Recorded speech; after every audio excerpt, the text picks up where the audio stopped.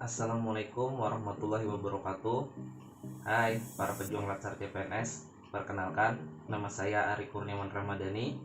Saya pejuang Latsar dari angkatan 20 kelompok 4 NDH 37 BPS DMD Provinsi Kalimantan Selatan tahun 2022. Kali ini saya akan menyampaikan pendapat saya mengenai pengalaman secara substansi dan proses pembelajaran harian baik saat sinkronus maupun asinkronus yang sedang kami jalani saat ini.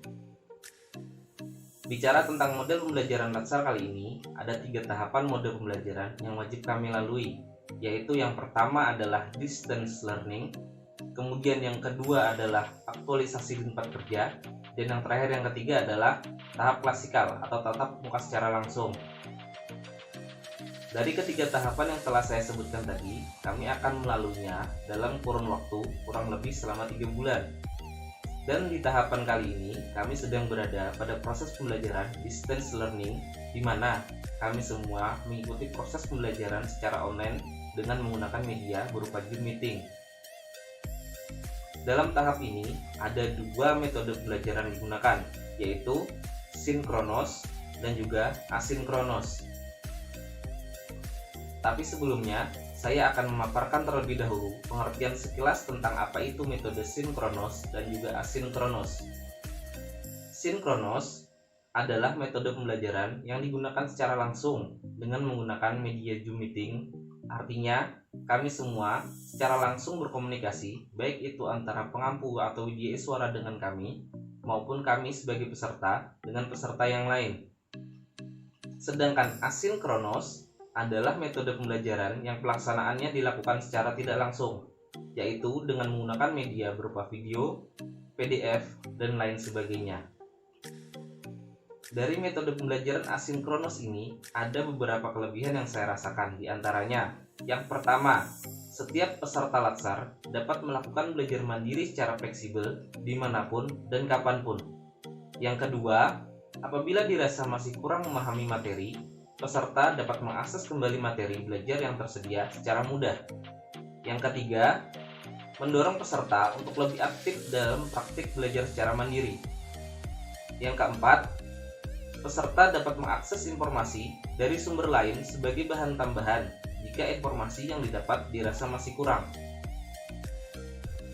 Namun, di samping kelebihan yang saya rasakan, ada juga beberapa kekurangan menurut pendapat saya, di antaranya yaitu yang pertama, tersedianya akses jaringan internet yang seringkali menjadi kendala.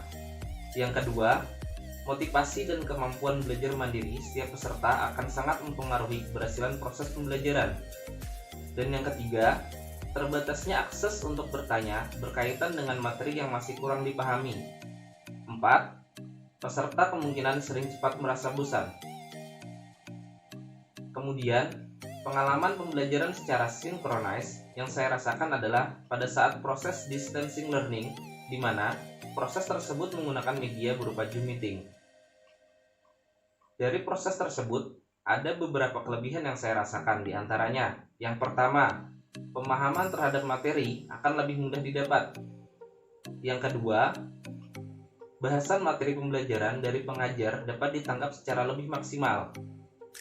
Yang ketiga, mendapatkan pengalaman baru dari proses belajar sinkronus yang dikombinasikan dengan tugas mandiri yang diberikan.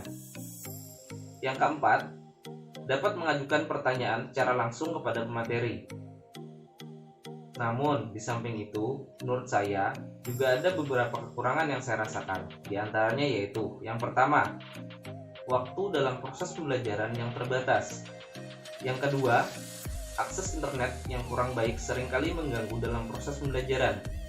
Dan yang ketiga, kesempatan tanya jawab dengan pemateri yang dibatasi karena terbatasnya durasi waktu pembelajaran.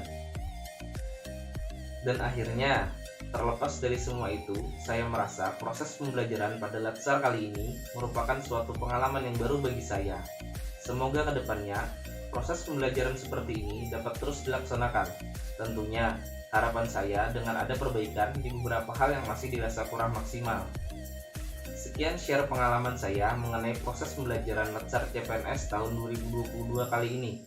Semoga video ini dapat bermanfaat. Saya akhiri. Wassalamualaikum warahmatullahi wabarakatuh.